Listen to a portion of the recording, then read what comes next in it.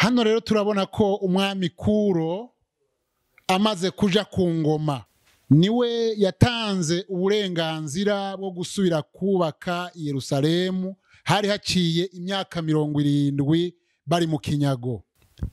Aha turabona rero amaze gutanga itangazo ry'uko bakwiye kuja kubaka abagomba gusubira i Yerusalemu. Abenshi barahagurutse, bamwe baravuga bati reka tugende. Uwa mbere yafashe ya mbere kugira ngo basubire i Yerusalemu yari Zerubabeli. Zerubabeli niwe yubatse ingoro y'Uhoraho, asubira nayo n'umurwi w'Abayuda, basubira i Yerusalemu baza kubaka ingoro y'Uhoraho. Uwa kabiri yabaye Ezira. Ingoro y'Uhoraho imaze kubakwa, Ezira ico yakoze yakoze igikorwa cyo kwibutsa canke se kubaka imitima y'abantu yari yarasanzaye, abubakisha ijambo ry'Imana ariyo mabwirizwa y'Imana, abibutsa ibyagezwe by'Imana. Nehemiya yarumvise amakuru ko i Yerusalemu hamaze kubakwa urusengero n'abantu bamaze gukorana bumvise ijambo ry'Imana. Aravuga ati nanjye reka nsaba umwami ngende ngira icyo nkoze. Nehemiya araheza yisonzeshereza kuja kubonana n'umwami, kuko Nehemiya byose yabikorera mu rutonde rw'Imana. Nehemiya yari umusenzi, yubaha Imana, aje imbere y'Imana, arasenga Imana, kuko yakora ibwami. Yari umuherezi, yahereza igiturire umwami, arengutse imbere y'umwami, umwami amwitegereje abona ko yuzuye umubabaro. Neza aramubwira, aramubaza ati mbega kumeze uko utahora umeze? Nehemiya aravuga ati mbega nonezerwa i Yerusalemu harabaye umusaka. Aca aramusaba kugira ngo agende gusanasana uruzitiro rw'i Yerusalemu. Nehemiya amaze kwemererwa, umwami yamuhaye ibyemeza, aramwandikira impapuro zimwemeza kugira ngo ntibazomugirire nabi.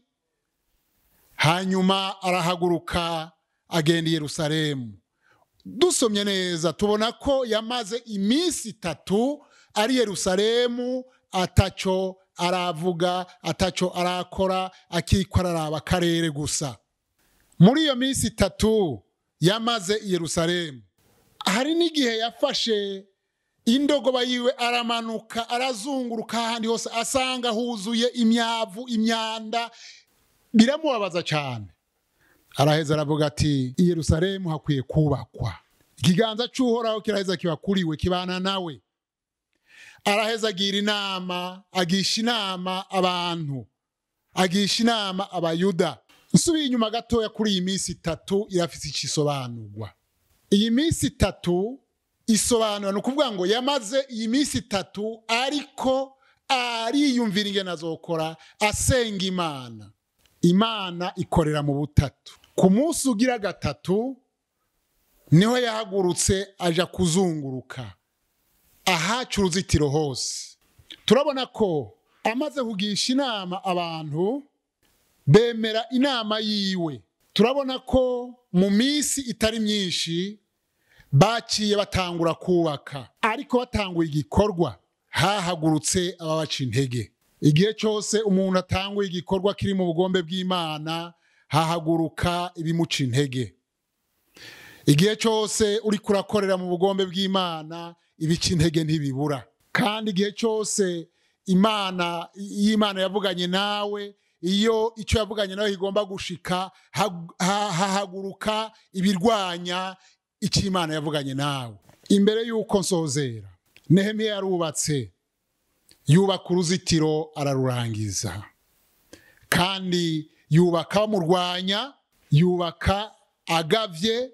Abubatsi bari bambaye ibirwanishwa bagavye kugira ngo igikorwa kigende neza. Igihe cyose rero iyo umuntu akora igikorwa c'Imana akwiye gukora agavye, kuko Satani nasinziriye.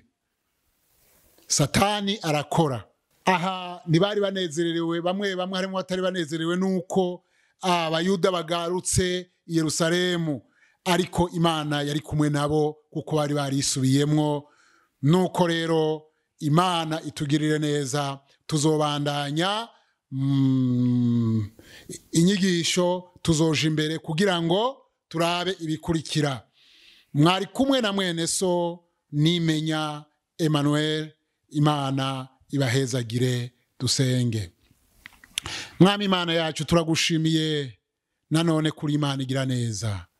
Turagushimiye kubw'ijambo ryawe, turagushimiye ko wazigamye aba bayuda, ubazigamira mu kinyago, bavayo baraza barubaka, batanguye kubaka ingoro yawe, bongera bubaka imitima, bongera basanasana uruzitiro.